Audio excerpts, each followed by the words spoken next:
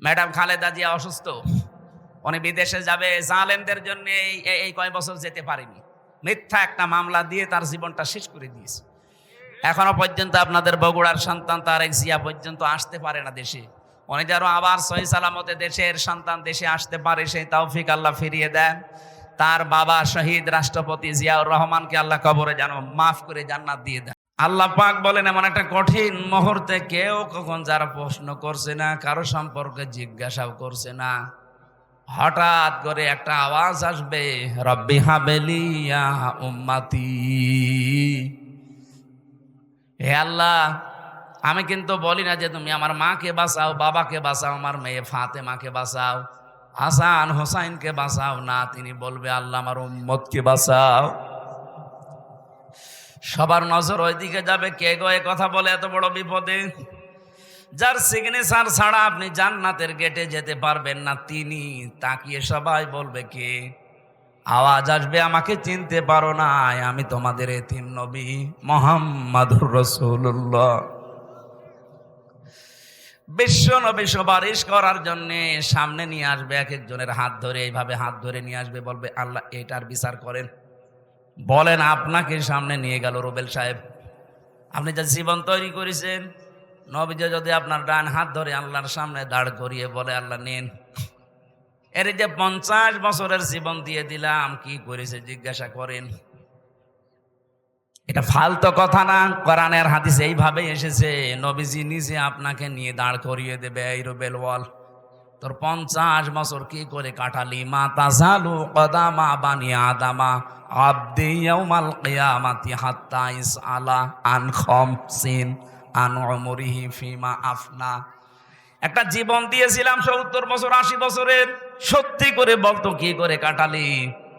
বগুড়াবাসী আপনারা শিক্ষিত মানুষ, রংপুরের মতো মফিজ না আপনারা, রাজশাহী বিভাগের মানুষ, জ্ঞানী মানুষ। বাংলাদেশে যত বিভাগ আছে সব চাইতে বেশি বিচক্ষণ জ্ঞানী মানুষ রাজশাহী বিভাগে বাস করে। আপনি নিজে এবার বলেন তো, আল্লাহু আকবার না বলে নিজে বলেন, যা করেছেন এই 50 বছরে আপনি দাঁড়িয়ে আল্লাহর সামনে, বিচারকের সামনে হয়তো উল্টা পাল্টা কথা বলে এদিকে ওদিকে করা যায়, এমন বিচারক আপনার চোখের পলকও যিনি বোঝে, কোন নিয়তে চোখের পলক মেরেছিলেন এইটাও তার কাছে ধরা পড়ে যায়। কথা বলেন ঠিক কিনা? এরকম একজন বিচারপতির সামনে দাঁড়িয়ে নিজের জীবনের হিসাব দেওয়া লাগবে, তাও 2 দিন 5 দিন 10 দিন না, পুরো 50 বছরের। মাঝে মাঝে আমার মনে হয়, আল্লাহ আমার এই 33 বছরের জীবনে যদি তোমার সামনে দাঁড়িয়ে বলো, হামজাজা 2024 সালের অক্টোবর মাসের 31 তারিখ পর্যন্ত তোরে মাফ করে দিলাম, শুধু নভেম্বর মাসের 1 থেকে 17, এই 17 দিনের হিসাব দিয়ে তুই জান্নাতে চলে যা। আমার যা কাজ কারবার, আমার যা আমল আখলাক, আমার এই 17 দিনের হিসাব দেওয়া সম্ভব না। আপনারা পারবেন? হ্যাঁ, আল্লাহু আকবার যে বললেন, হ্যাঁ জ্ঞানী মানুষ আপনারা, হিসাব বোঝে। বিশ্বনবী মুহাম্মদুর রাসূলুল্লাহ নিষ্পাপ ছিলেন, তার আগে পেছনের সব কিছু আল্লাহ মাফ করে দিয়েছিলেন। এরপরও নবীজি প্রতিদিন বলতেন 100 বার করে, আল্লাহুম্মা হাসিবনি হিসাবাই ইয়াসিরা, আল্লাহ তুমি আর যাই করো আমার হিসাবটা একটু সহজ করে দিও। সত্যি আল্লাহ যদি কাউকে হিসাব নেয়, পুরা জীবনের নেওয়া লাগবে না, একদিনের হিসাবও আপনি সঠিকভাবে দিতে পারবেন না। আল্লাহ যদি কাউকে মাফ করতে চায়, সবার সামনে এভাবে বিচার করবে না, পর্দা নিয়ে নেবে, রুবেলকে ডাক দিয়ে পর্দা দিয়ে ঘিরে নেবে, আল্লাহ নিজের সামনে দাঁড় করিয়ে বলবে, ওই এগুলো করেছিলি? ওর তো জবাব দেওয়া ছাড়া উপায় নেই, কারণ আগে পরের সব কথা আমার আল্লাহ আগেই জানেন। মাথা নিচু করে যখন বলবে, হ্যাঁ আমার ভুল হয়ে গেছে, আমি হাদিসে পড়েছি আল্লাহ পাক বলেন, ওই সময় যেই বলবে আমার ভুল হয়ে গেছে, আমার বিশাল রহমতের দরিজার ভেতরে জোশ পয়দা হবে, ওর চোখের দিকে কাকুতির মিনতির দিকে তাকিয়ে বলবো, যা তোরে মাফ করে দিল। আলোচনা এইটা আমাদের সবার জীবনে করে দেন, বলেন আমিন। খলিফাতুল মুসলিমিন হযরত ওমর তিনি ইন্তেকালের 12 বছর পর তার সন্তান আব্দুল্লাহর সাথে একবার স্বপ্নে দেখা হয়েছিল। তিনি দেখলেন সুন্দর পোশাক পরে সাদা নদী থেকে আসতেছে। ডাক দিয়ে বললেন, বাবা কোথায় ছিলেন এতদিন? কতদিন দেখিনি। হযরত ওমর বলে, সন্তান আজ 12টা বছর দুনিয়ার জীবন আমি ছেড়ে দিয়েছি। আল্লাহ পাকের সামনে দাঁড়িয়ে আমার জীবনের হিসাব দিচ্ছিলাম। আমি যে 26 বছর বয়সে মুসলমান হয়েছি, এর পরবর্তী যেই কয়দিন দুনিয়ায় ছিলাম এই কয় বছরের হিসাব। আমার আগেরটা তো আল্লাহ কালেমা পড়ার পরেই মাফ করে দিয়েছে। 1 থেকে 26 বছর পর্যন্ত আল্লাহ আমার হিসাব নেয়নি। কারণ কোন মানুষ যখন মুসলমান হয় পেছনের অপরাধ আল্লাহ সব মাফ করে দেয়। সবগুলো মাফ ছিল আমার, শুধু 26 থেকে যেই কয় বছর হয় এই কয়টা বছরের জন্য 12টা বছর আল্লাহ হিসাব নিচ্ছিলেন। শেষ পর্যন্ত আমার দিকে তাকিয়ে বলছে, যা তোরে মাফ করে দিলাম। এখন এই যে জান্নাতের নহর থেকে গোসল করে এই যে সাদা পোশাক, এটা জান্নাতের পোশাক, এটা পরে আমি জান্নাতের দিকে যাচ্ছি। ও বগুড়াবাসী, যারে আল্লাহ জান্নাতের সার্টিফিকেট দুনিয়ায় পাঠিয়েছিলেন হযরত ওমরের, যিনি নবীজির পাশে কিয়ামত পর্যন্ত থাকবেন, তার 2 জন শ্বশুর আসে পাশাপাশি, আবু বকর, ওমর। এই যে আকাশের তারকা দেখতে পান রাতের বেলা, হয়তো 1-2 করে একদিন গণনা করলে শেষ হয়ে যেতে পারে। হযরত ওমর মুসলমান হওয়ার পরে জীবনে যত নেকির কাজ করেছিলেন, কেউ যদি ওমরের নেকি গণনা করে কোনোদিন শেষ হবে না। এত বড় পাওয়ারফুল মানুষ, এ মানুষের যদি 12 বছর লাগে তারপর আল্লাহ মাফ করে দিয়েছে, আমাদের কয় বছর লাগতে পারে? এই জন্য হিসাব এটা কঠিন বিষয়। বিশ্ব নবী মুহাম্মদুর রাসূলুল্লাহ হঠাৎ আওয়াজ দিয়ে যখন উম্মতকে হাতে করে নিয়ে যাবেন, আল্লাহ পাক মাফ করতে চাইলে তো ঢেকে নেবেন, যদি অপমান করতে চান তখন সবার সামনে দাঁড় করিয়ে ওর জীবনের যে যে অপরাধ ওইটা চেহারার ভেতরে ফুটিয়ে তুলবেন। ইউরাফুল মুজরিমুনা বিসিমাহুম ফায়ুখাযু বিন নাওয়াসি ওয়াল আকদাম। দুনিয়ার বিচারকদের আর আল্লাহর বিচার আকাশ পাতাল পার্থক্য। এরা সাক্ষী ছাড়া বিচারের রায় দিতে পারে না। আর আল্লাহ পাক বলেন, যত সাক্ষী দরকার সব তোর চেহারার ভেতরে ফুটিয়ে তুলবো। কেউ যদি জেনা করে, জেনাকারের এই জায়গায় লেখা থাকবে, জেনা এদেশে নেই। কি আছে? কি আমরা তো দেখতে পাই না। এটা যেহেতু গ্রাম অঞ্চল, এই নামোজা এলাকা, বহু মানুষ আছে যে 1 বিঘা জমি নেয়, 50-60 হাজার করে টাকা দেয়। যতদিন জমি করে খাবে ততদিন উনি টাকা ফেরত দেবে না। এটা কি নাম? কি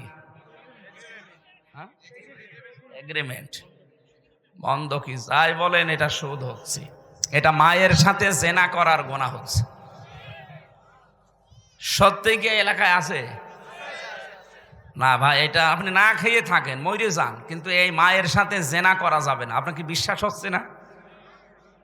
হাদিস। আপনি যদি এই গুনাহ থেকে বেঁচে থাকতে চান, 2টা পদ্ধতি আজকে থেকে মানবেন। 1 নম্বরে, যতদিন ওই জমি করে খাবেন ততদিন সরকারের যে টাকা দেওয়া লাগে বছরে বছরে, কয় টাকা? ওই 60-70 টাকা দেওয়া লাগে 1 বিঘা জমিতে। ওই টাকা আপনি দিয়ে দেবেন। যতদিন 5 বছর 10 বছর করে খান, ওই টাকা আপনাকে দেওয়া লাগবে। কথা বুঝতেছেন? এটা ক্লাস চলছে, আমি বোঝাচ্ছি, বুঝতেছেন? যতদিন করে খাবেন ওই জমি টাকা দেওয়া লাগবে আপনাকে। আপনি চাষ করেন, আপনাকে দেওয়া লাগবে। 2 নম্বরে, এটা আর আপনার না, এটা ওই যে জমিওয়ালা তার। যখন টাকা ফেরত নেবে 2 বছর, 5 বছর, 10 বছর পরে, তখন 8-10 হাজার টাকা কম নেওয়া লাগবে। আমি জানি এটা মানুষ করবে না, কারণ এটা করলে লস হয়। এটা জাতে মাতাল হলো তাহলে ঠিক আছে, এইটা করা যায় এলাকায়, এইটা একটু করে নেন। এই 2টা 5 বছর জমি করে খাবেন, 8-10 হাজার টাকা কম নেবেন। 70 হাজার টাকা নিয়েছিলেন, 60-62 হাজার টাকা নেবেন। পারবেন না? আরে ভাই, আপনার মার সাথে কেউ যদি বলেন এখন জেনা করেন, করবেন? অথচ আপনি কই নিয়ে আসছেন? এত থুতু ফেলা দরকার না, নিকৃষ্ট কাজ। এমনকি অনেকে এলাকায়, আমি জানি না বগুড়া শুরু হয়েছে কিনা, এই টাকা ছেড়ে রাখে 1000 করে, প্রতি মাসে মাসে 100 টাকা করে, বেশি নাই। এই কাজে যারা আছেন তারাও জেনা করছেন, এই কাজটা আজকেই ছেড়ে দেওয়া লাগবে। কারা কারা ছেড়ে দেবেন হাত তোলেন তো।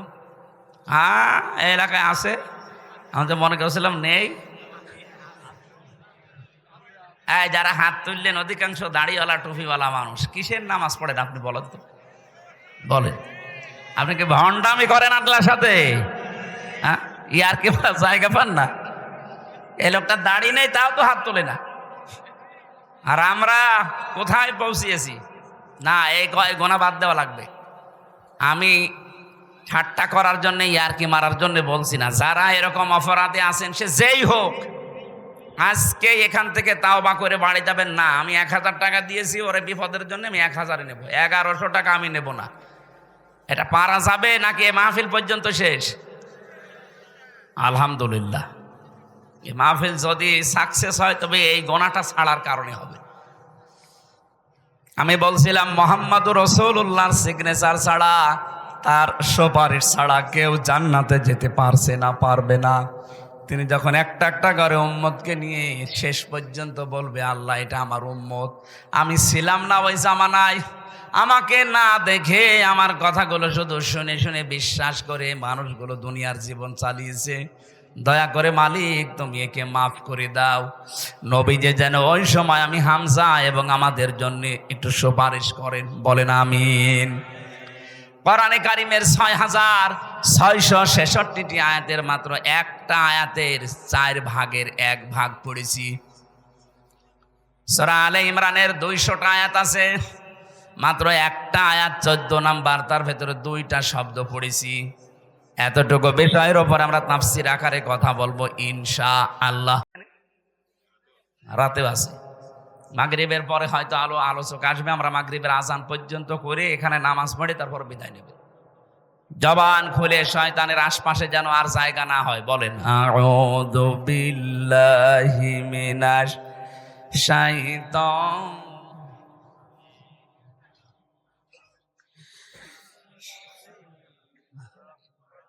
সরিয়ে দিন। زين للناس حب الشهوات من النساء والبنين। আল্লাহ পাক বলেন, আমি আকর্ষণীয় করে দিয়েছি, সুশোভিত করে দিয়েছি, লোভনীয় করে দিয়েছি দুনিয়ার ভেতরে 7টা জিনিসকে। এটা মানুষ যারা, তাদের সবার প্রতি, তামাম দুনিয়ার জন্য আল্লাহ এই আয়াতটা দিয়েছেন। সবার কাছে আকর্ষণীয় লোভনীয় বস্তু এই 7টা। 1 নম্বরে হুব্বুশ শাহাওয়াতি মিনান নিসা, প্রথম নম্বরে তোমাদের কাছে লোভনীয় আকর্ষণীয় করেছি আমি নেশা, মেয়ে লোককে। কাকে? আরো জোরে বলেন। আয়াতের তাফসীর পড়তে গিয়ে দেখেছি তামাম দুনিয়ার ভেতরে যত কিছু আল্লাহ বানিয়েছেন, বিশ্বনবী জানালেন আমার ইন্তেকালের আগে এই দুনিয়ায় আমার উম্মতের জন্য সবচাইতে ভয়ঙ্কর এবং ফিতনার জিনিস হিসাবে আমি যা রেখে গেলাম তার ভেতরে একটা মহিলা আর একটা জমি জায়গা। আপনি দেখেন আদালতের দিকে অধিকাংশ মামলা হয় জমি জায়গা নাই মহিলা সংক্রান্ত। কথা বলেন না কেন? যেহেতু এটা লোভনীয়, এজন্য এখানে একটা পরীক্ষা। এই পরীক্ষায় যদি উত্তীর্ণ হতে চান 2টা ঔষধ আজকে থেকে অ্যাপ্লাই করবেন। এই ঔষধ আমি বানাবো এখন গাছগাছলা দিয়ে না, এরা ডিস্টার্ব করে দিচ্ছে। এই সমস্যা কেদের? আপনি এখানে না বসলে দাঁড়িয়ে থাকেন, কিন্তু কথা শোনা লাগবে। কি আশ্চর্য! ছেলে স্বেচ্ছাসেবক কি কিসের দায়িত্ব পালন করো? আপনি মাহফিল দিয়েছেন না শোনার জন্য নাকি? আবার কথা বলেন। এদিকে তাকিয়ে থাকেন, যে যেখানে জাহান্নামে যাক এদিকে তাকিয়ে থাকবেন। এত বড় একটা আয়োজনে ও একটা কথা বোঝে না, শোনে না। কে কি দেখতে এসেছেন? বান্ধবী দেখতে এসেছেন?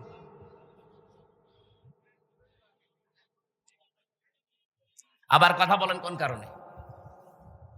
আমার মনে হয় এই জেলাটাও রংপুর বিভাগে দিয়ে দেওয়া দরকার। ও ছাতা যেমন মফিজ,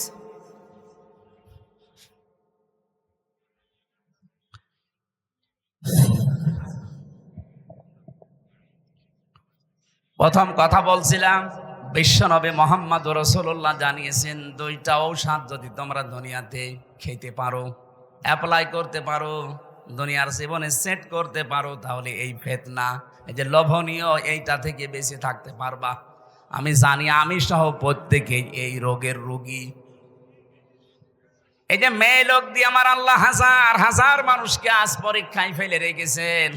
আর মেয়ে লোকের যে ষড়যন্ত্র, এটা কোরআনে উল্লেখ আছে, ইন্না কাইদা কুন্না আযীম।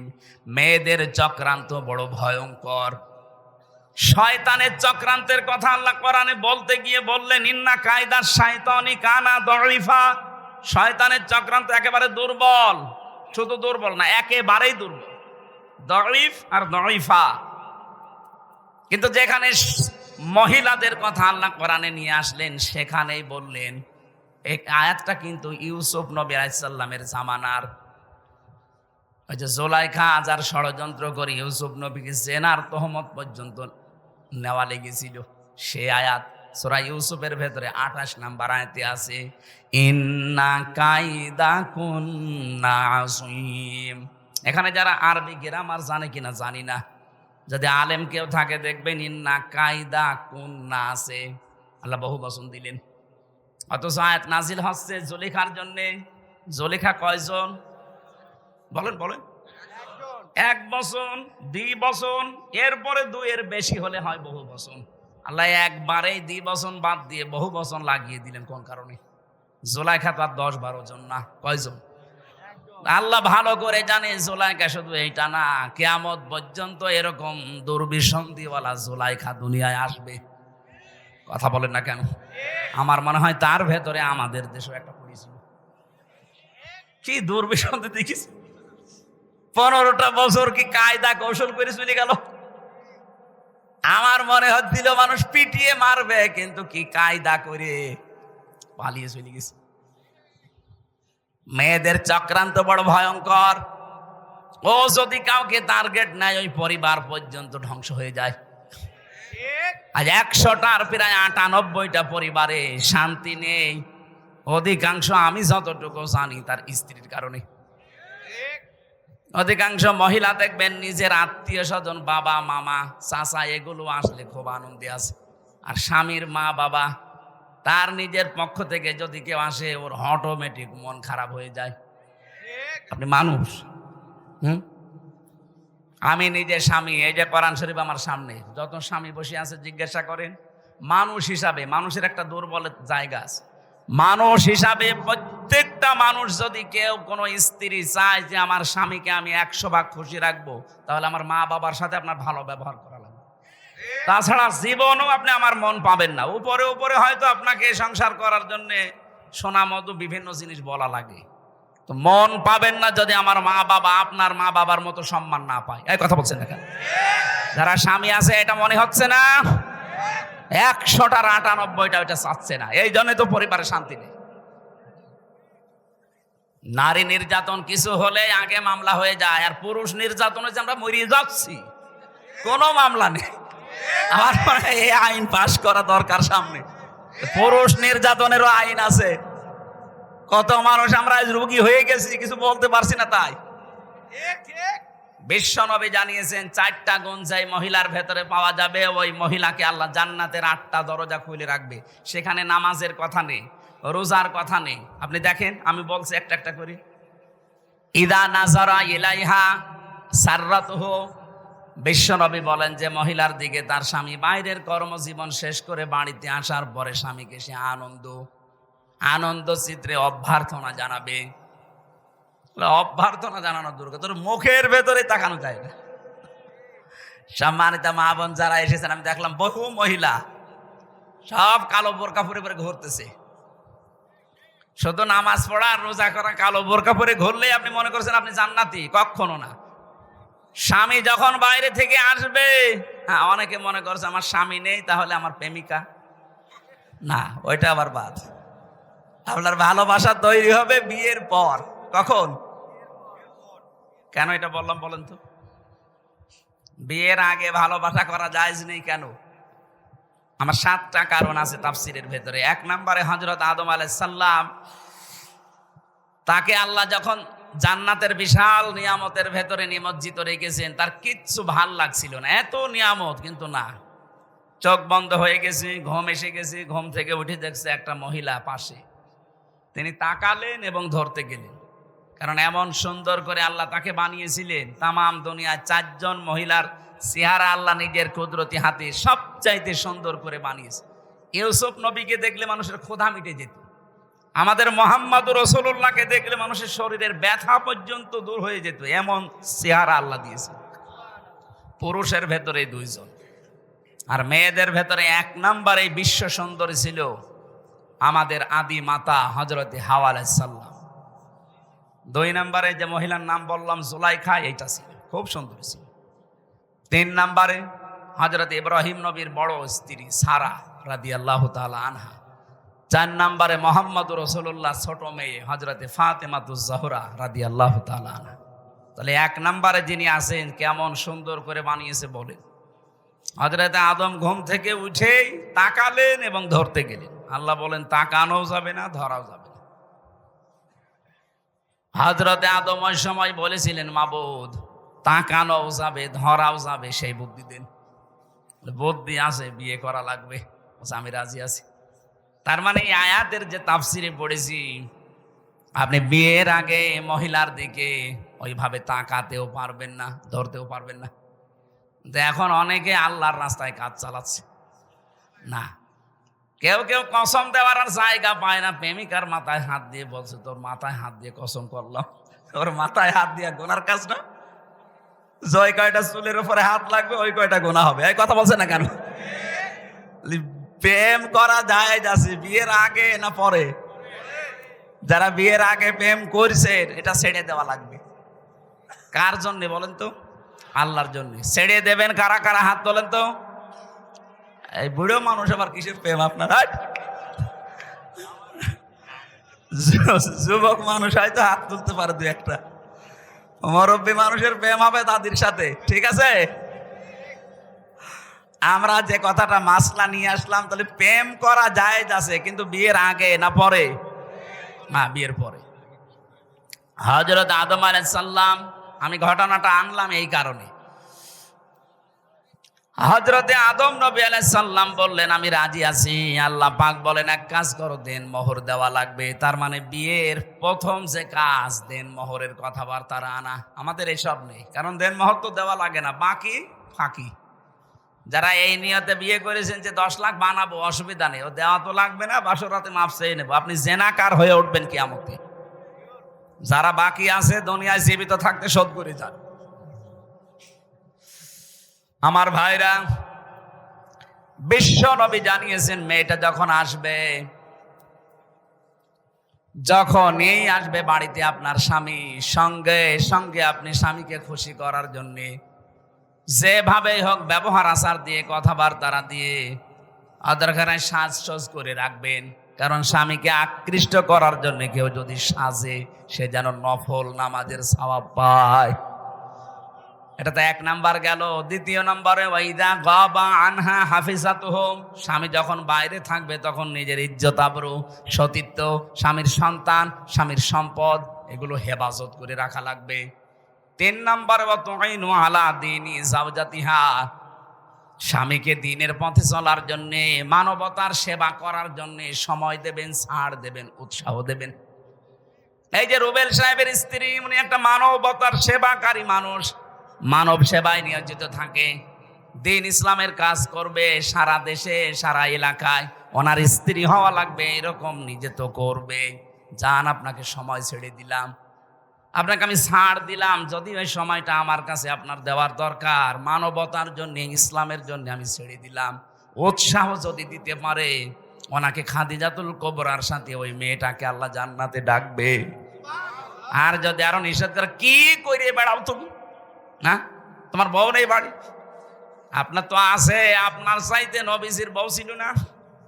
হযরতে খাদিজাতুল কুবরা সারাটা জীবন তিনি দেখতেন স্বামী যতদিন বাড়িতে না আসে, মানবতার কাজ, ইসলামের কাজ প্রচার করা, দিন কায়েম করা, এই কাজের জন্য বাইরে থাকা লাগে।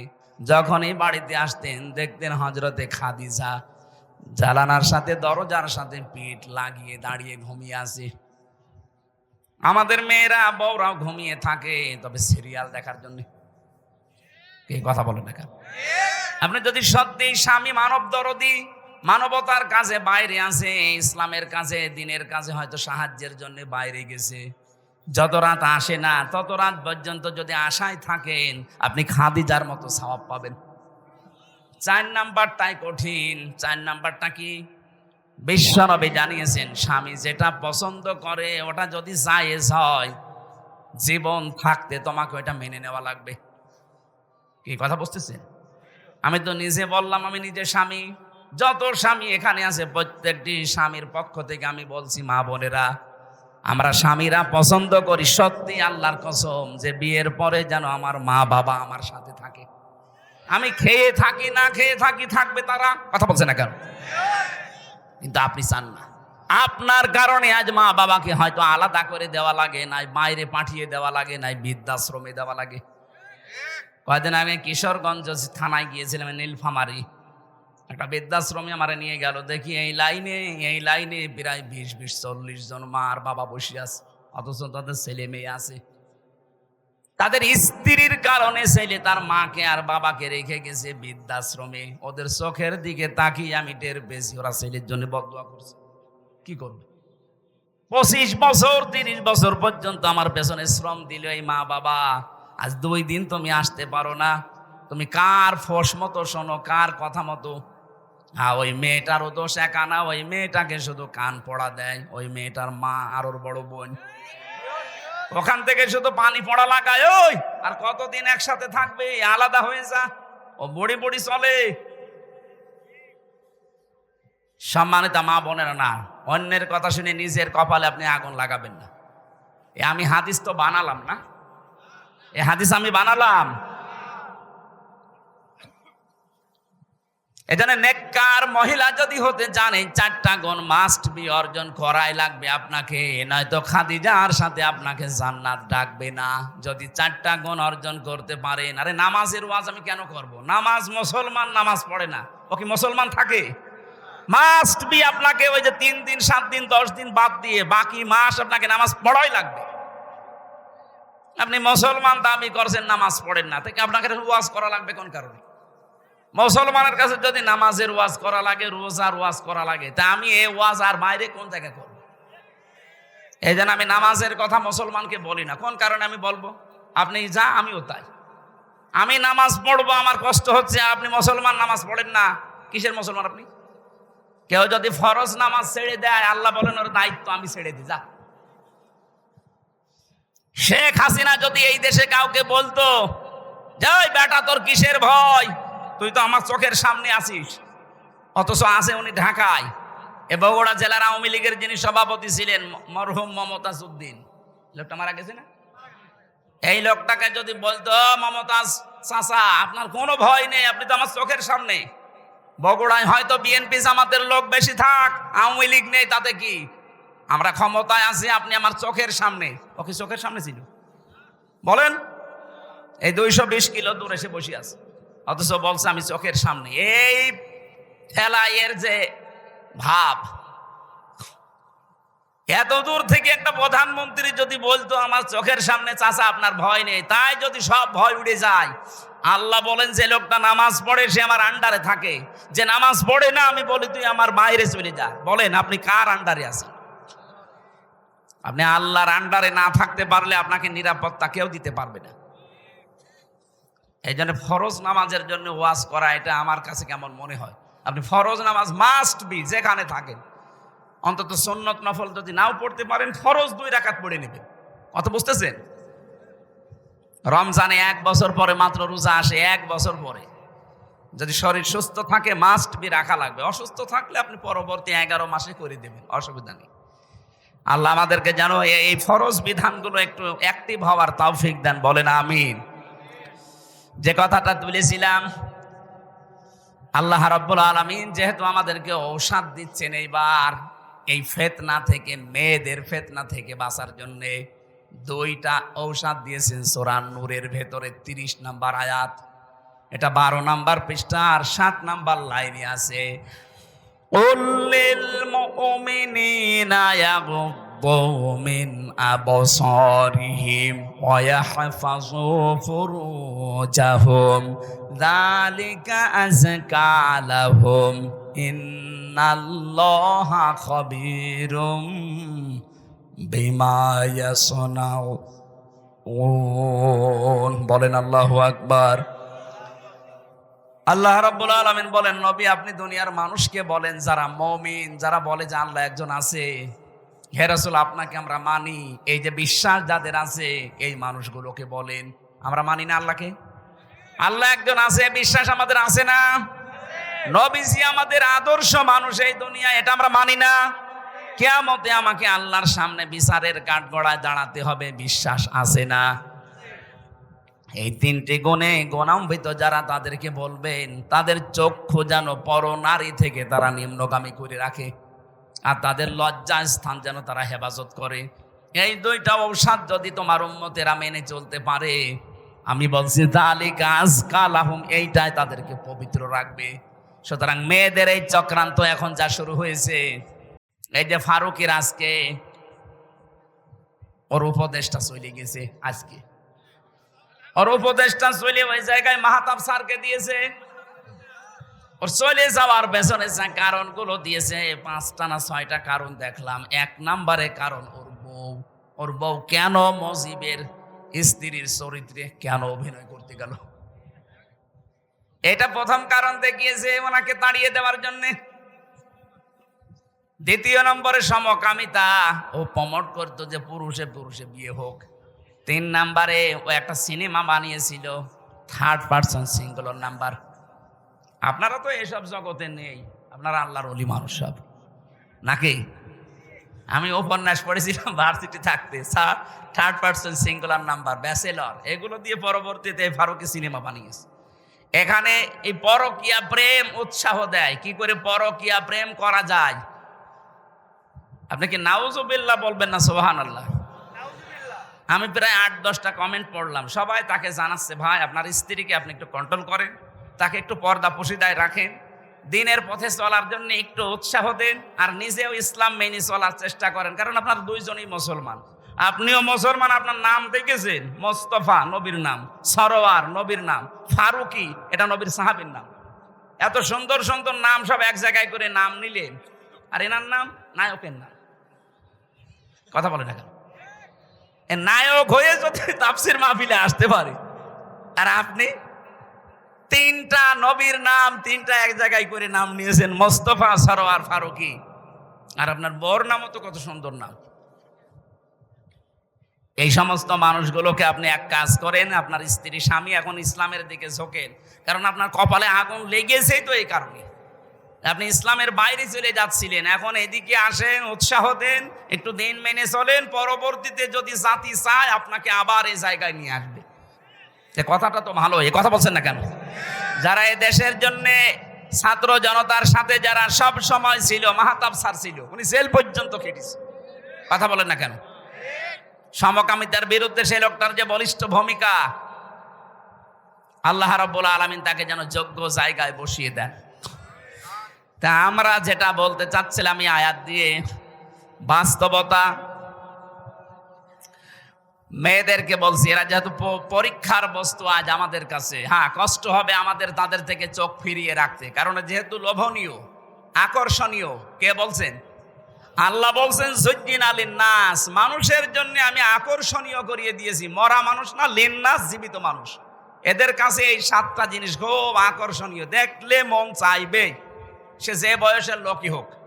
যেহেতু এই আকর্ষণ আল্লাহ তৈরি করে দিয়েছে, আবার ছেদও করে দিয়েছে আল্লাহ, যে সাবধান এখানে কিন্তু পরীক্ষা। এজন্য এই পরীক্ষার ঔষধ এই 2টা, চক্ষু নিম্নগামী করা লাগবে, মন চাইলেও নিম্নগামী করা লাগবে। 2 নম্বরে লজ্জা স্থানটা হেফাজত করা লাগবে। আজ এইটা ঠিক নেই, যেখানে সেখানে ব্যবহার হচ্ছে। কথা বলেন না কেন? আমি নিচে নামতে পারলাম না, তাই কত জায়গায় আপনি ব্যবহার করছেন।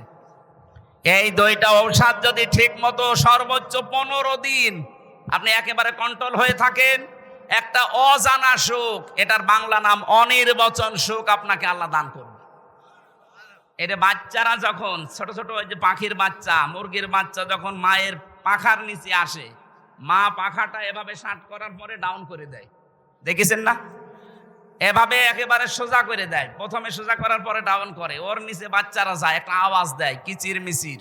এটাকে বাংলায় বলে অনির্বচন সুখ। আপনি আজকে থেকে এই মহিলা দেখলে যেগুলো দেখা জায়েজ নেই, শুধুমাত্র সামনাসামনি না, মোবাইলেও, কম্পিউটারে, টিভির পর্দায়, যাদের যেটা দেখলে নিজে নিজে আনন্দ লাগে আর অন্য কেউ দেখলে লজ্জা পান, এইটা এখনই ডিলিট করে দিন, দেন এখনই ডিলিট করে দিন। এরকম ভিডিও যদি থাকে যে নিজে দেখলে খুব ভালো লাগছে, অন্য কেউ দেখলে আপনি লজ্জা পান, এটা কবিরা গুনাহ। এই মুহূর্তেই ডিলিট করে এই আমল শুরু করা লাগবে। পারবেন না?